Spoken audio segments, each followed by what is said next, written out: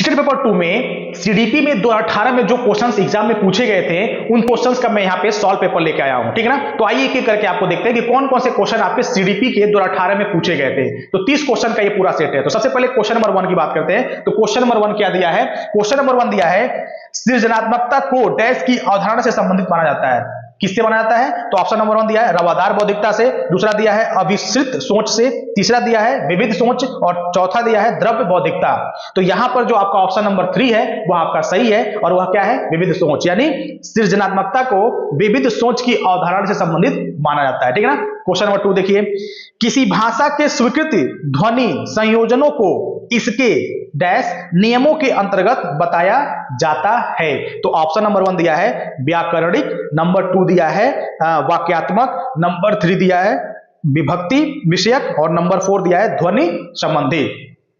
तो यहां पर जो आपका ऑप्शन 4 है ना वो आपका सही है और वह है ध्वनि संबंधी, ठीक है ना। क्वेश्चन नंबर 3 देखते हैं, जब सोचने की प्रक्रिया किसी भाषा द्वारा प्रभावित होती है तो ऐसी स्थिति को कहते हैं, क्या कहते हैं? पहला दिया है भाषा निर्धारित, दूसरा दिया है संज्ञानात्मक पक्ष, तीसरा दिया है सामाजिक भाषा अधिकृत और चौथा दिया है संस्कृति प्रभावी।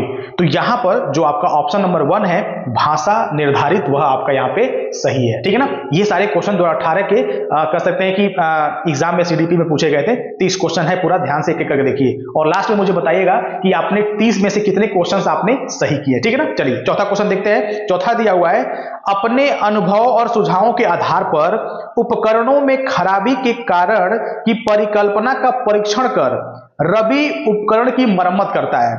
वह उपयोग करता है, क्या उपयोग कर रहा है वो? कलन विधि का, मानसिक दृढ़ता का, अनुमानी विधि का या अंतर्दृष्टि का। तो यहां पर जो आपका ऑप्शन नंबर 1 है वह आपका सही है और वह है कलन विधि। किसका? कलन विधि का प्रयोग करके वह आकलन लगा रहा है। चलिए पांचवा क्वेश्चन, दिव्या अक्सर निर्देशित कार्यों को छोटे छोटे हिस्सों में विभाजित कर आसान बना लेती है। वह उपयोग करती है, क्या उपयोग कर रही है? तो ऑप्शन नंबर 1 है द्वितीयक विस्तारण विधि का, दूसरा दिया है उपलक्ष्य विश्लेषण विधि का, तीसरा दिया है क्रियात्मक जड़ता नियामक विधि का और चौथा दिया है कम करने की विधि का। तो इसमें से कौन सा ऑप्शन सही है बताइए, आप सभी लोग कमेंट करिए। हाँ ठीक है, इसमें से जो आपका ऑप्शन है 2 क्या है? उपलक्ष्य विश्लेषण विधि, यानी उपलक्ष्य विश्लेषण विधि का प्रयोग करके वह क्या कर रही है? छोटे छोटे हिस्सों में बांट रही है। चलिए अगला क्वेश्चन है 6 नंबर, कह रहा है कि पुरुष और महिला की भूमिकाओं का निर्धारण समाज करता है। यह कथन बताता है कि, क्या बताता है? पहला, लैंगिकता एक आनुवांशिक प्रतिभा है, दूसरा लैंगिकता एक अंतर्ज्ञानी अवतरण है और तीसरा लैंगिकता एक सामाजिक अवतरण है और चौथा लैंगिकता एक अंतर्निहित अवतरण है। तो सभी लोग बताइए कौन सा ऑप्शन इसमें सही है? तो यहां पर पूछा गया ना कि पुरुष और महिला की भूमिकाओं का निर्धारण समाज करता है, कौन सा कथन है इसमें? तो इसमें से जो आपका कथन नंबर 3 क्या कह रहा है कि लैंगिकता एक सामाजिक अवतरण है। यह वाला ऑप्शन आपका यहाँ पे सही है, कौन सा? 3 वाला। चलिए नेक्स्ट क्वेश्चन देखते हैं। कह रहा है कि ग्रेडिंग, कोडिंग, अंकन और क्रेडिट संचय प्रणाली की कुछ उदाहरण है। कौन से उदाहरण है? देखिए पहला, कक्षा में बच्चों की स्थिति की निरूपण विधि, दूसरा दिया है आलेख पत्र यानी रिपोर्ट कार्ड में अकादमिक प्रगति को दर्शाने और तीसरा दिया है अधिगमकर्ताओं की उपलब्धि के आकलन की गणन विधि और चौथा दिया है परीक्षा के उत्तर पत्रों के मूल्यांकन की प्रक्रिया। तो इसमें से जो आपका ऑप्शन नंबर जो 3 है वह आपका यहाँ पे सही है, ठीक है ना। उम्मीद है आप सही कर रहे हैं, अच्छा कर रहे हैं स्कोर, ठीक है ना। इससे आपको हेल्प मिलेगा एग्जाम में किस तरह के क्वेश्चंस पूछे जा रहे हैं। समय के साथ साथ क्वेश्चंस के लेवल थोड़े थोड़े हाई हो रहे हैं, बट इससे एक आपको आइडिया मिलेगा कि कैसे क्वेश्चंस 2018 में पूछे गए थे, ठीक है ना। चलिए नेक्स्ट देखिए, अधिगमकर्ताओं की उपलब्धि का आकलन शिक्षकों की सहायता करता है। किस चीज में सहायता करता है? देखिए पहला ऑप्शन, शिक्षण अधिगम विधियों की प्रभावशीलता का मूल्यांकन करने में, कक्षाओं में अधिगमकर्ताओं के क्षमता समूह बनाने में, शिक्षण के लिए गतिविधियों की सूची तैयार करने में और चौथा कह रहा है कि अधिगमकर्ताओं के प्रदर्शन का रिकॉर्ड रखने में। तो यहां पर कौन सा ऑप्शन सही है? तो यहां पे जो आपका ऑप्शन नंबर जो 4 है वह आपका सही है और वह है क्या? अधिगमकर्ताओं के प्रदर्शन का रिकॉर्ड रखने में, ठीक है ना। चलिए नेक्स्ट देखते हैं। समावेशी शिक्षा के सिद्धांत पर आधारित है। समावेशी शिक्षा किस पर आधारित है? ऑप्शन देखिए, समता एवं समान अवसर पर, सामाजिक अस्तित्व एवं वैश्वीकरण पर, विश्व बंधुत्व पर, सामाजिक संतुलन पर। तो कौन सा ऑप्शन सही है? इसमें से जो आपका ऑप्शन नंबर 1 है, किस क्या है? समता एवं समान अवसर पर। समता एवं समान अवसर पर क्या करता है? ये सिद्धांत पर आधारित है। कौन? समावेशी शिक्षा। ठीक है ना। अगला देखते हैं, दिव्यांगजन अधिकार अधिनियम। दिव्यांगजन अधिकार अधिनियम डैश में लागू किया गया। कब लागू किया गया था ये? ठीक है, 1995, 1999, 2016 और 1992। यानी दिव्यांगजन अधिकार अधिनियम यह लागू हुआ था 2016 में। यानी ऑप्शन नंबर यहाँ पे जो सी है वो आपका सही है। ठीक है ना। चलिए नेक्स्ट देखिए, व्यक्तिगत विविधताओं वाले बच्चों को पढ़ाने के लिए ऐसे विद्यालय होने चाहिए जहां शिक्षक, ऑप्शन नंबर 1, विविध अधिगम आवश्यकताओं के अनुसार विभिन्न शिक्षण अधिगम प्रविधियों का प्रयोग करने में प्रशिक्षित हो। दूसरा, विशिष्ट व्यक्तिगत विविधताओं वाले बच्चों को पढ़ाने के लिए प्रशिक्षित हो। और तीसरा, बच्चों को समरूप अधिगमकर्ता बनाने में प्रशिक्षित हो। और चौथा कह रहा है कि व्यक्तिगत विविधताओं के आधार पर वर्गीकृत की गई कक्षाओं के विभिन्न वर्गों में पढ़ा सके। तो यहां पर जो आपका ऑप्शन नंबर 2 है, क्या है? विशिष्ट व्यक्तिगत विविधताओं वाले बच्चों को पढ़ाने के लिए प्रशिक्षित हो, ऐसा। ठीक है ना। ये वाला ऑप्शन यहाँ पे आपका सही है। ठीक है ना। नेक्स्ट देखिए, निःशुल्क एवं अनिवार्य बाल शिक्षा अधिकार अधिनियम 2009 दिव्यांग बच्चों की निःशुल्क शिक्षा के अधिकारों को सुनिश्चित करता है कि, क्या सुनिश्चित करता है?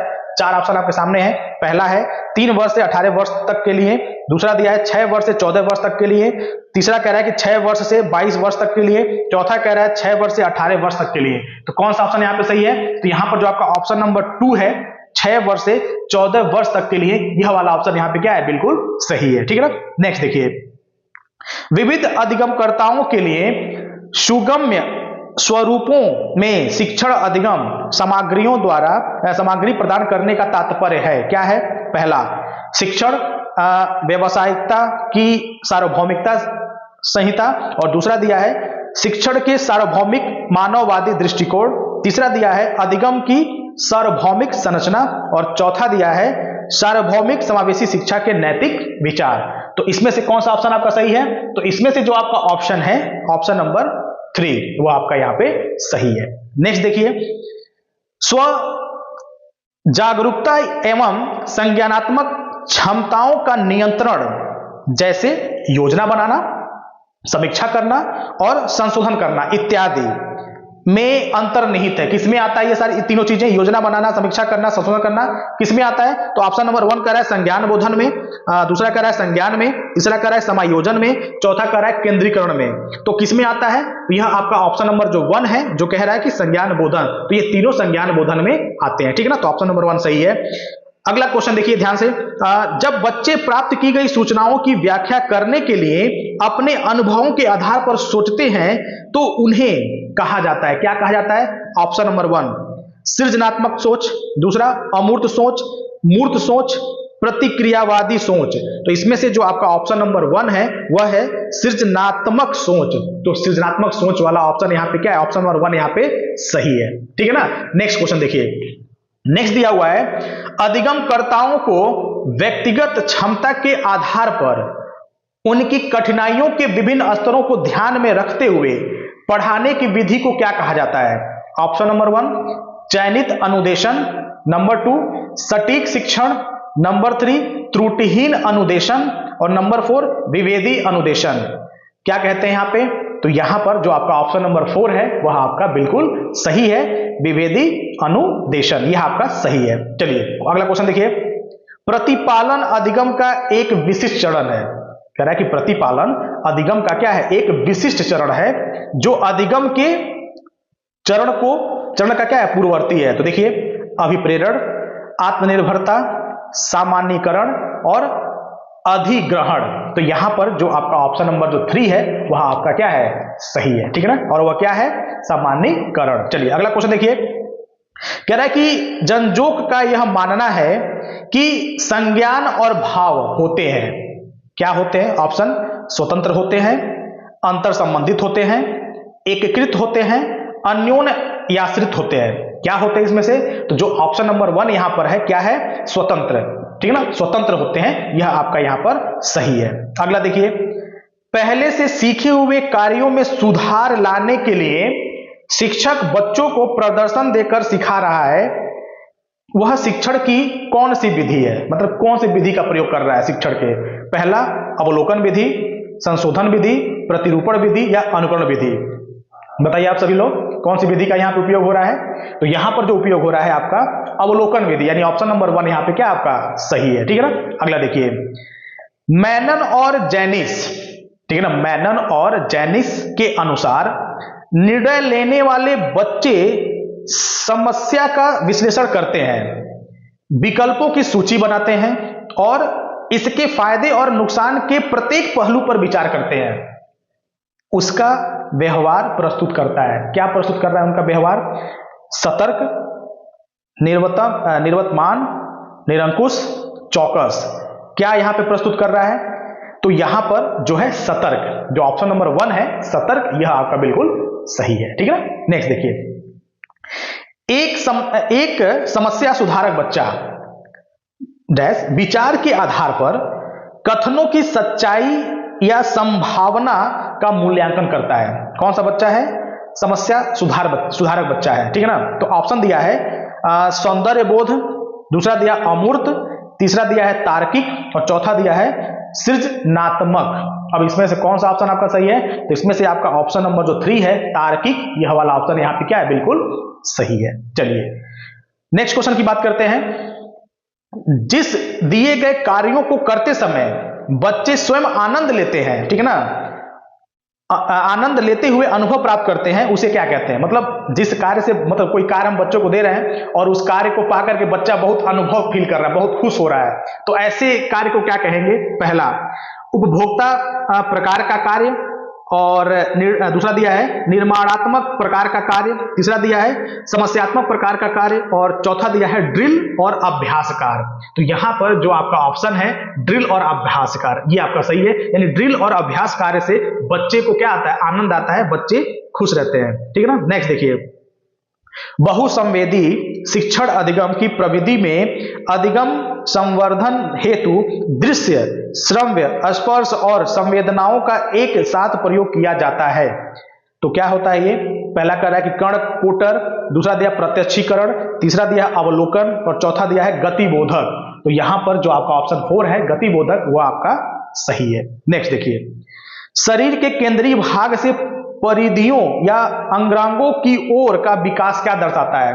क्या दर्शाता है? देखिए, विकेंद्रीकृत विकास के सिद्धांत को, मध्य बाह्य विकास के सिद्धांत को, सोपानीय विकास सिद्धांत को और विकिरणीय विकास सिद्धांत को। किसको दर्शा रहा है ये? तो यह दर्शा रहा है आपको विकेंद्रीकरण विकास के सिद्धांत को, यानी ऑप्शन नंबर 1 यहां पे क्या है आपका सही है, ठीक है ना। चलिए अगला क्वेश्चन जो कि है 25 नंबर दिया है, स्कूल बच्चों के समाजीकरण की एक ऐसी संस्था है जहां पर ऑप्शन देखिए, प्रमुख स्थान स्कूल की दिनचर्या का होता है, प्रमुख स्थान स्कूल की गतिविधियों का होता है, प्रमुख स्थान स्कूल के शिक्षकों का होता है और कह रहा है कि प्रमुख स्थान स्कूली बच्चों का होता है। तो यहां पर यानी कह रहा है कि स्कूल बच्चों के समाजीकरण की एक ऐसी संस्था है जहां पर, तो जो ऑप्शन नंबर 4 कह रहा है प्रमुख स्थान स्कूली बच्चों का होता है, ठीक है ना। चलिए अगला क्वेश्चन, जब आप एक शिक्षक समूह से जुड़े जाते हैं, जब आप किसी शिक्षक के समूह से क्या होते हैं, जब आप जुड़ते हैं और अपने समूह के अन्य लोगों की तरह ही पोशाक धारण करते हैं, यानी भाई शिक्षक का अपना एक पोशाक होता है, तो जब आप किसी स्कूल के शिक्षक बनते हैं तो बाकी शिक्षकों के जैसा ही आप भी कह सकते हैं कि पोशाक यानी कपड़ा पहनना शुरू करते हैं। तो आप प्रदर्शन कर रहे हैं, किस चीज का आप प्रदर्शन कर रहे हैं? एक शिक्षक के नाते क्या आप प्रदर्शित करना चाह रहे हैं? तो ऑप्शन कह रहा है कि समूह आज्ञाकारिता का, दूसरा समूह निर्देशित अनुपालन का और तीसरा कह रहा है कि समूह की अनुरूपता का और चौथा कह रहा है समूह की पहचान का। तो आप सभी लोग बताइए, भाई आप सभी लोग शिक्षक हैं और कुछ लोग शिक्षक हैं, कुछ लोग शिक्षक बनने जा रहे हैं, तो आप खुद बताइए आप किस चीज को कर रहे हैं? तो यहाँ पे जो ऑप्शन नंबर आपका जो 4 है समूह की पहचान का, ठीक है ना। तो ऑप्शन नंबर 4 यहाँ पे क्या आपका सही है, ठीक है ना। चलिए नेक्स्ट क्वेश्चन देखते हैं, किसी वस्तु के अस्थायित्व की अवधारणा पियाजे के विकास के किस चरण से प्राप्त होता है? तो पहला दिया है पूर्व परिचालन, दूसरा दिया है मूर्त परिचालन, तीसरा दिया है औपचारिक परिचालन और चौथा दिया है संवेगी गामक।